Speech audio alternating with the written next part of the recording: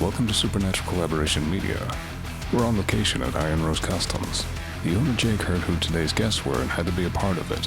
Gaz and Beans from the Tall Boy Radio Podcast, originally known as Beans Does Stuff. Please, introduce yourself and tell us what you're all about.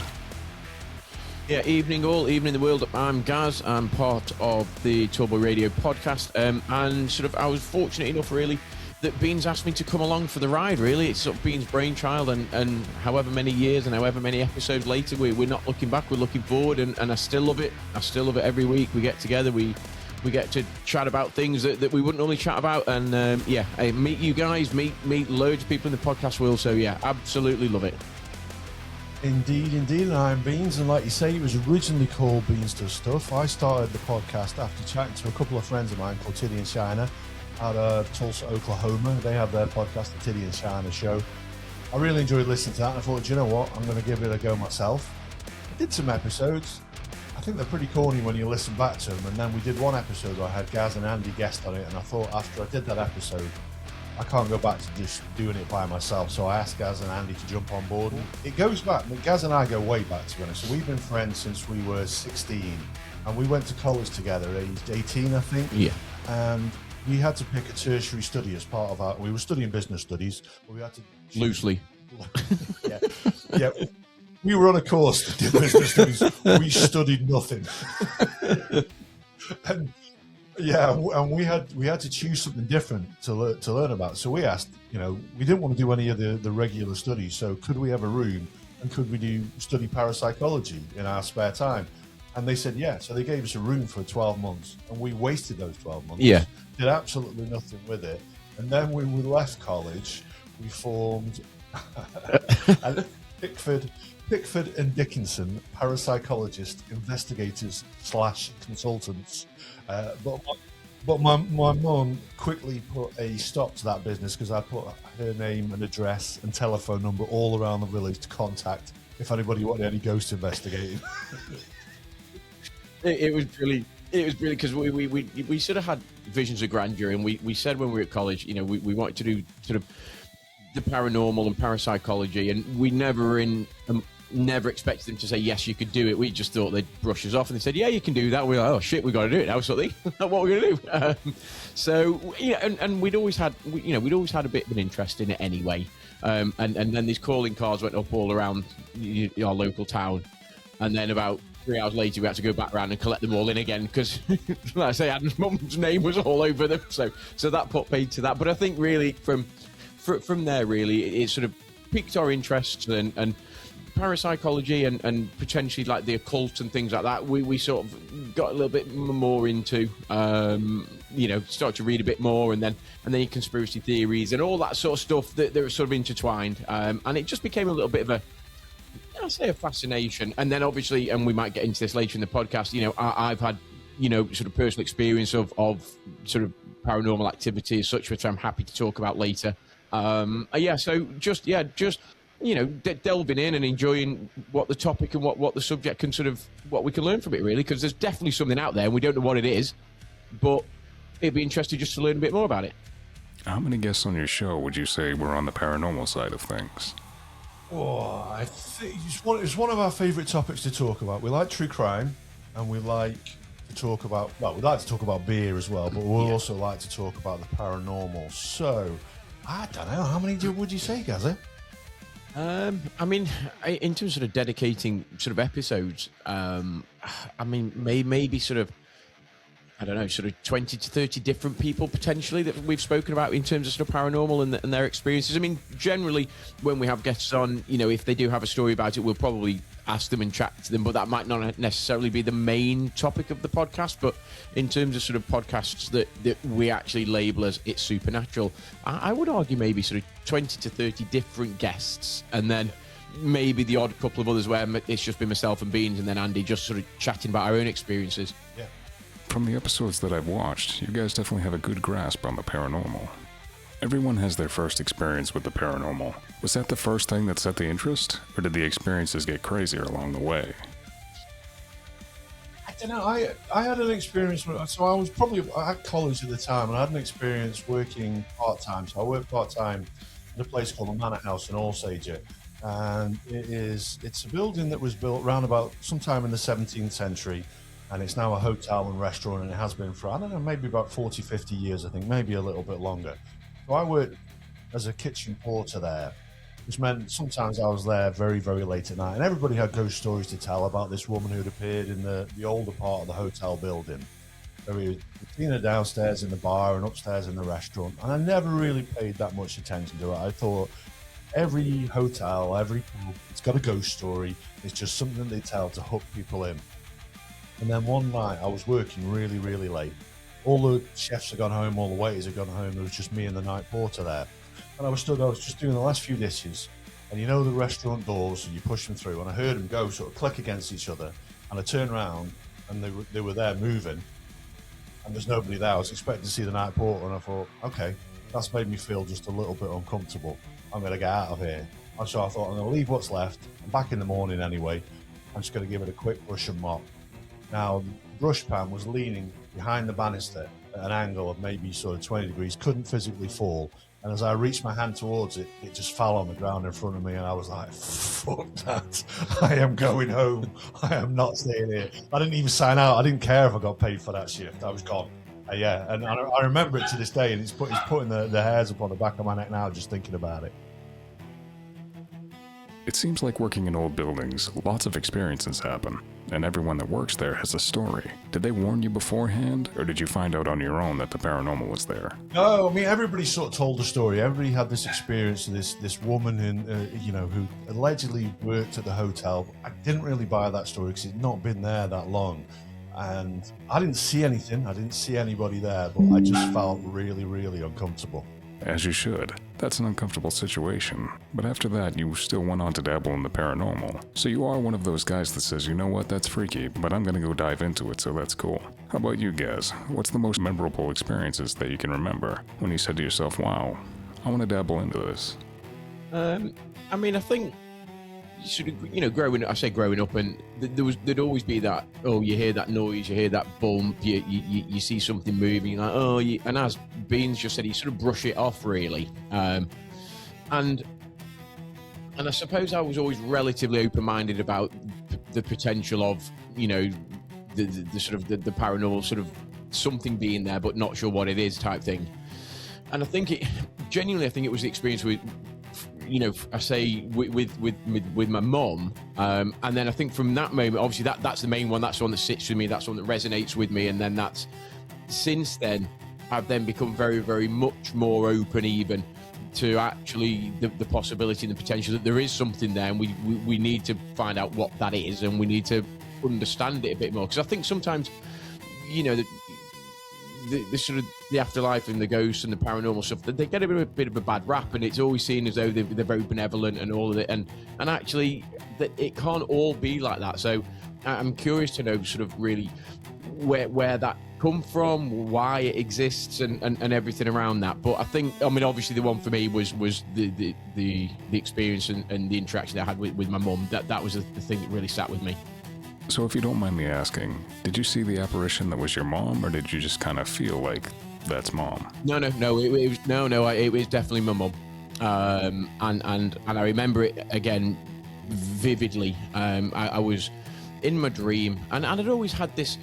I was always told that if you're dreaming and you have that subconscious, unconscious feeling of falling, it's not like you're dreaming you're falling, like, I'm going to run and jump off this cliff, but that uncontrollable sense of falling.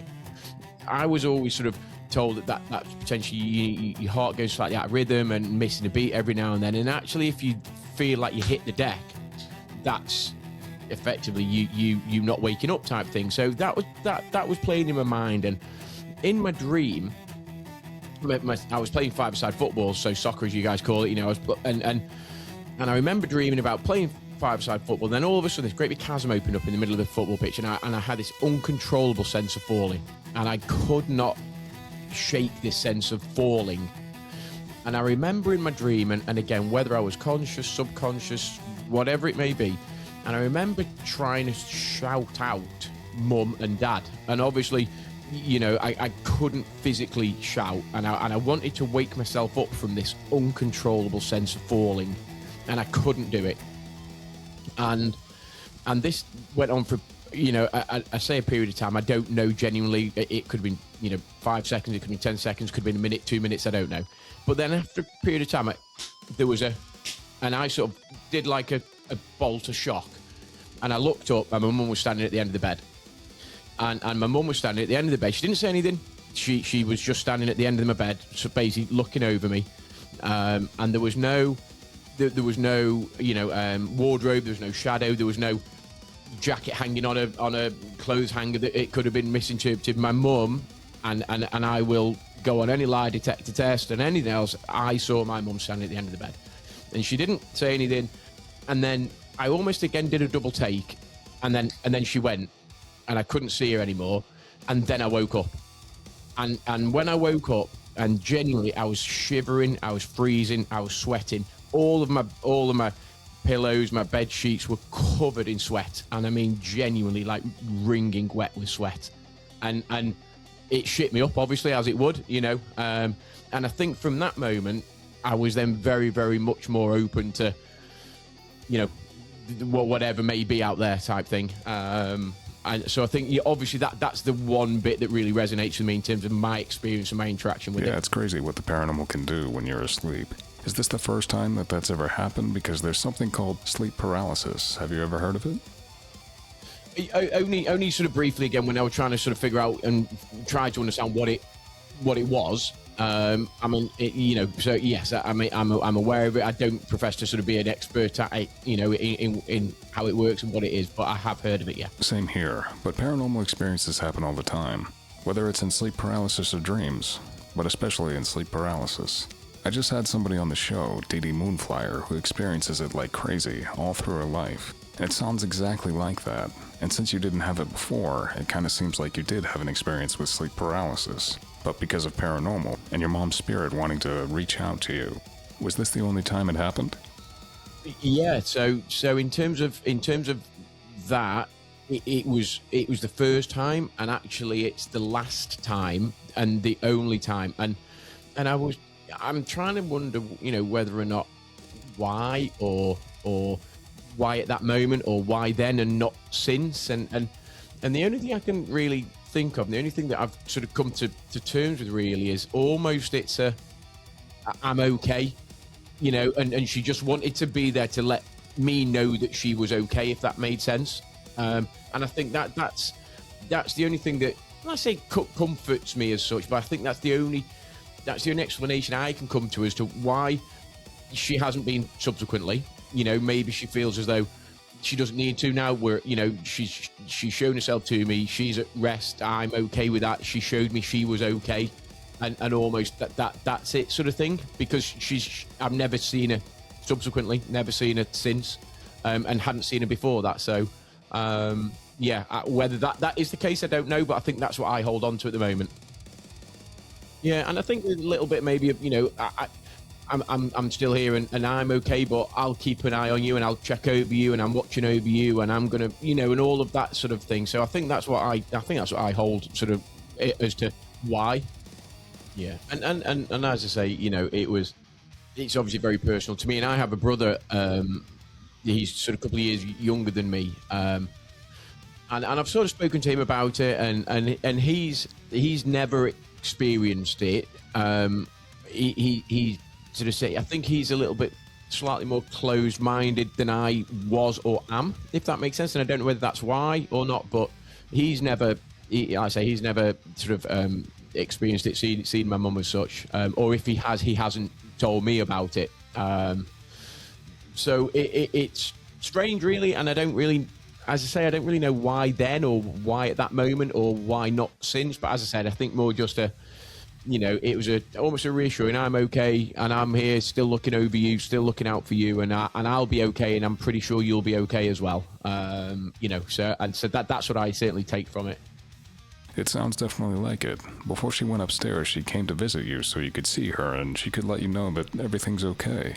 What's you guys' take on people saying that this stuff isn't real and it doesn't happen? Well, funnily enough, we've had a number of hosts. It's always just been me and Gaz. Andy's dipped in for quite a few episodes. We've had another guy called Dave.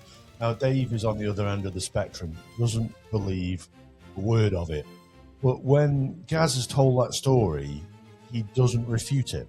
He believes that Gaz believes it, and that's what's important out of it. And I think that's key. You know, you don't have to agree with it. You don't have to believe it yourself. But you do have to understand the person telling you this absolutely believes it. And I've known, you know, like I say, as I said earlier, I've known Gaz for a long, long time.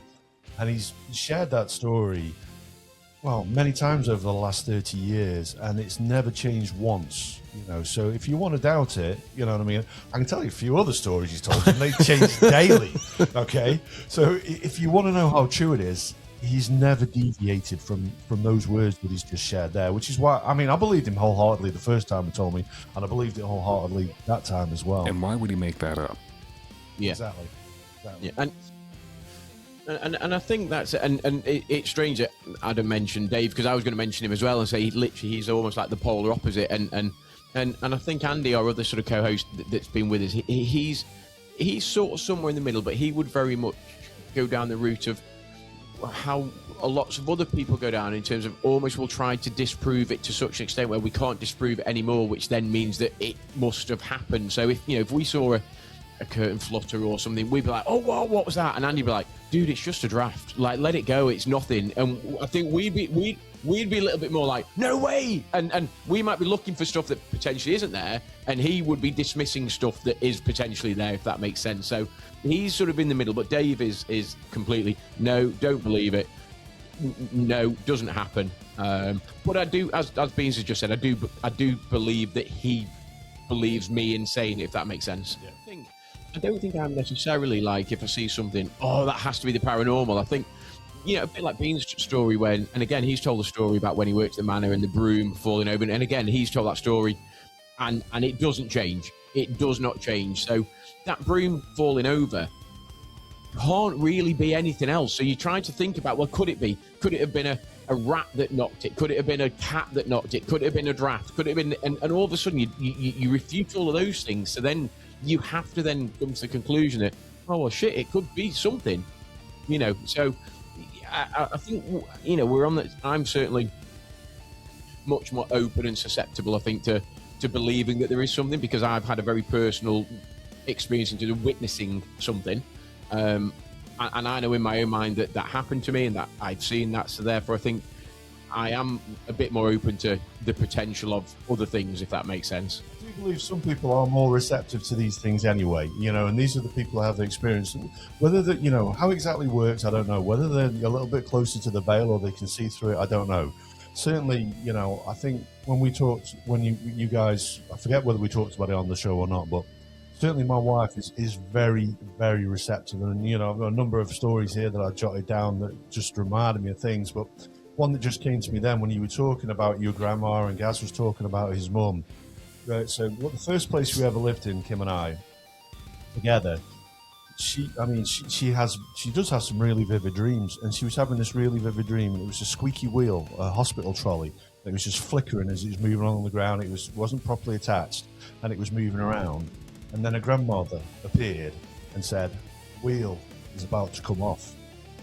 And then the phone rang. The phone didn't ring in the dream. Her phone rang, and it was her mum to say that her dad had just had a heart attack at that exact point, and it was weird.